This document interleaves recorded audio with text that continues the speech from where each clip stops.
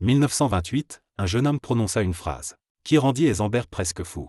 Il affirma que l'univers contenait des particules à énergie négative. Pauli, après l'avoir entendu, déclara directement qu'il abandonnait la physique quantique pour aller écrire des romans. Heisenberg alla encore plus loin. Dans une lettre adressée à Bohr, il écrivit « Je trouve la situation actuelle tellement absurde que j'en suis presque désespéré au point de changer de discipline. Mais ce qui est encore plus terrifiant, c'est que 4 ans plus tard, cette prédiction folle fut confirmée. À Caltech, Anderson photographia dans une chambre à brouillard une trajectoire étrange. Elle ressemblait à celle d'un électron, mais avec une charge opposée. C'était la première fois que l'humanité découvrait l'antimatière. Et cela signifiait qu'au moment de la naissance de l'univers, sur 1 milliard de particules, une seule avait survécu, toutes les autres s'étant annihilées. Ton existence et la mienne sont en elles-mêmes un miracle d'une chance sur 1 milliard. Alors, qui était donc ce jeune homme, qui mit sans dessus-dessous toute la communauté des physiciens? Il s'appelait Paul Dirac, un physicien britannique de 26 ans. À l'époque, il se tenait derrière une chaire en Allemagne. Et sa manière d'enseigner était extrêmement étrange.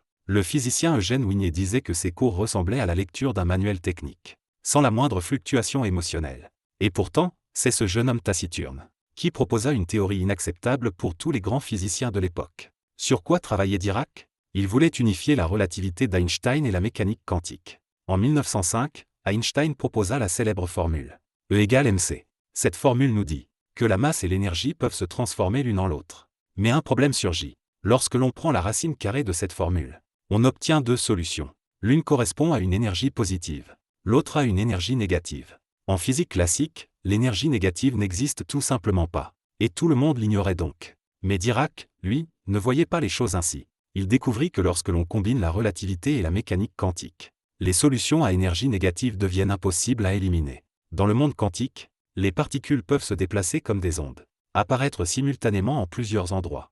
Elles ne respectent pas les règles habituelles. Si des particules à énergie négative existaient réellement, que se passerait-il? Un électron pourrait libérer de l'énergie à l'infini, chuter vers des états d'énergie négative de plus en plus bas, jusqu'à entraîner l'effondrement de tout l'univers. C'est pour cela que Heisenberg disait « C'est le chapitre le plus triste de la physique moderne, car cette théorie est logiquement parfaite. Mais dans la réalité, elle serait une catastrophe. » Pauli n'en pouvait plus. Il écrivit réellement une lettre affirmant qu'il abandonnait la physique quantique pour se reconvertir dans l'écriture de romans utopiques. Imagine ces génies au sommet de l'intelligence humaine, poussés par un jeune homme de 26 ans à vouloir changer de métier.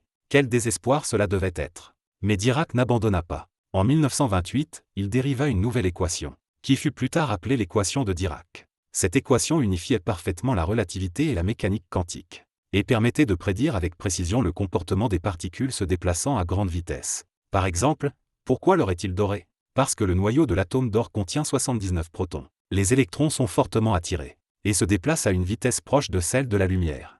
L'équation de Schrödinger ordinaire n'est plus assez précise. Mais l'équation de Dirac, elle, fonctionne. Pourquoi le mercure est-il liquide à température ambiante? Pour la même raison. L'équation de Dirac donne la bonne réponse. Mais cette équation produisit aussi un effet secondaire. Elle prédisait l'existence d'une particule jamais observée auparavant. Cette particule était identique à l'électron, avec la même masse mais une charge opposée. Dirac l'appela l'anti-électron.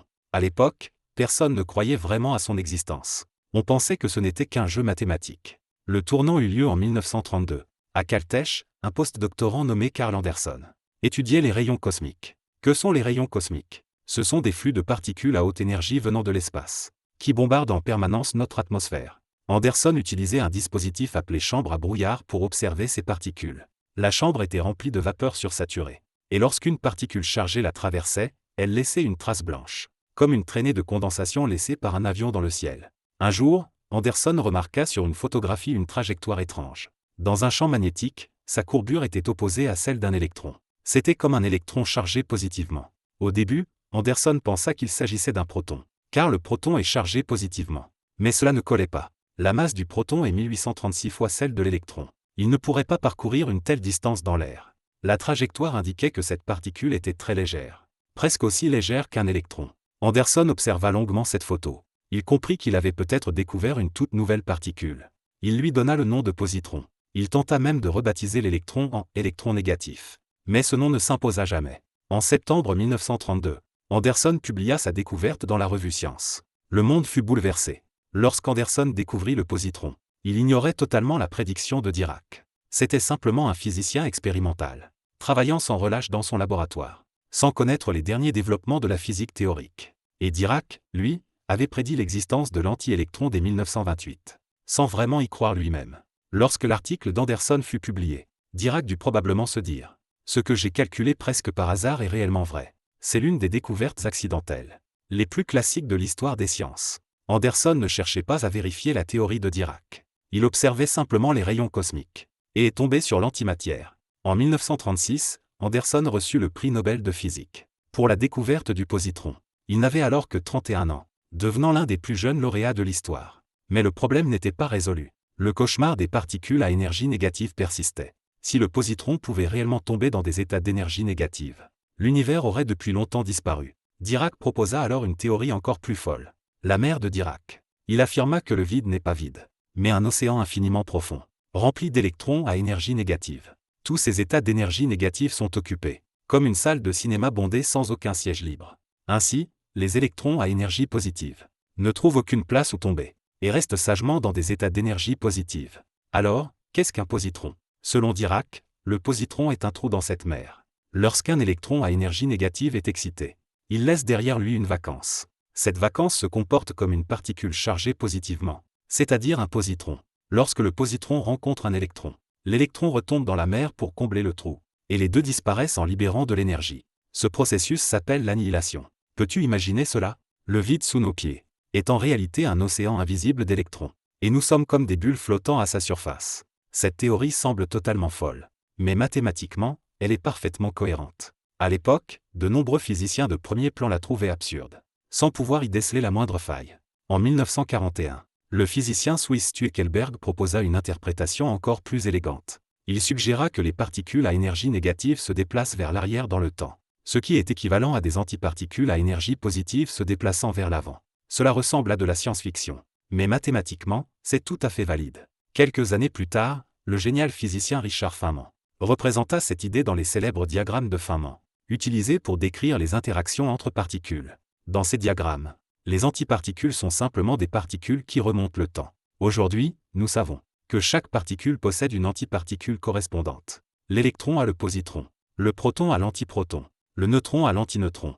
Ils ont exactement la même masse, mais des charges opposées. Lorsqu'une particule et son antiparticule se rencontrent, elles s'annihilent et transforment toute leur masse en énergie pure, libérée selon la formule E égale mc. Cela nous mène à une énigme cosmique majeure. Pourquoi notre univers est-il constitué de matière, et non d'antimatière? En théorie, le Big Bang aurait dû produire des quantités égales de matière et d'antimatière. Si cela avait été le cas, elles se seraient toutes annihilées, ne laissant dans l'univers que des photons. Il n'y aurait ni galaxies, ni étoiles, ni nous, mais nous existons. Cela signifie qu'au tout début de l'univers, la matière était légèrement plus abondante que l'antimatière. Les scientifiques ont calculé que pour chaque milliard de paires matière-antimatière, il restait 1 milliard plus une particule de matière. Cette particule supplémentaire a survécu à la grande annihilation et constitue aujourd'hui toute la matière de l'univers. Toi, moi, la Terre, le Soleil, la Voie lactée. Tout provient de cette asymétrie d'1 sur 1 milliard. Pourquoi cette asymétrie existe-t-elle? C'est l'un des plus grands mystères non résolus de la physique moderne. Les scientifiques ont proposé de nombreuses théories, comme la violation de la symétrie CP ou les mécanismes de leptogenèse. En 2024, le grand collisionneur de hadrons du CERN mène une nouvelle série d'expériences pour tenter d'identifier l'origine de l'asymétrie matière-antimatière. Ils ont même construit un piège spécial à antimatière, utilisant des champs magnétiques pour faire léviter des atomes d'antihydrogène et étudier leurs propriétés. L'antimatière n'est pas qu'un concept théorique. Elle a aussi des applications concrètes dans notre vie quotidienne. Les scanners PET utilisés dans les hôpitaux reposent sur l'antimatière. Les médecins injectent aux patients des traceurs contenant des isotopes radioactifs. Ces isotopes émettent des positrons. Lorsque les positrons rencontrent des électrons dans le corps humain, ils s'annihilent et produisent 2 rayons gamma émis en directions opposées. Les détecteurs captent ces rayons et reconstruisent une image tridimensionnelle de l'intérieur du corps, aidant au diagnostic de cancer, de maladies cardiaques et bien d'autres. En 1933, Dirac reçut le prix Nobel de physique pour la découverte de nouvelles formes fécondes de la théorie atomique, partageant cet honneur avec Schrödinger. Cette année-là, Dirac avait 31 ans, mais lorsqu'il reçut le prix, il resta d'un calme absolu, comme pour tout le reste de sa vie. Il ne montra presque aucune émotion, et se contenta de dire « merci ». La vie personnelle de Dirac fut elle aussi pleine de contrastes. En 1934, son ami Eugène Wignet lui présenta sa sœur, Margie. Ces deux-là formaient une véritable paire d'antimatière. Dirac manquait presque totalement d'empathie. Il était taciturne. Margie, au contraire, était chaleureuse et très bavarde. Dirac savait lui-même qu'il avait des difficultés à exprimer ses émotions. Et pourtant, leur mariage fut étonnamment heureux. Jusqu'à la mort de Dirac en 1984. Un ami commun résuma leur relation par une phrase devenue célèbre.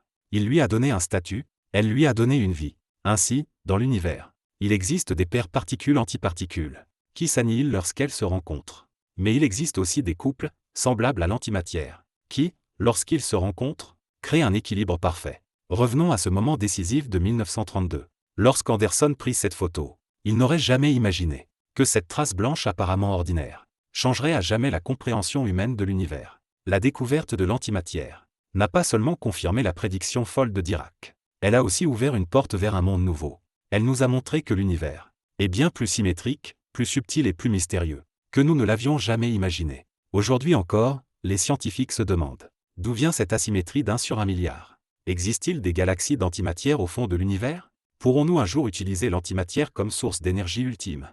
Les réponses à ces questions seront peut-être découvertes un jour par hasard. Tout comme ce moment, autrefois, où Anderson observa une chambre à brouillard. Et tout cela trouve son origine en 1928, lorsqu'un jeune homme taciturne prononça, depuis une chaire en Allemagne, cette phrase qui allait changer l'histoire.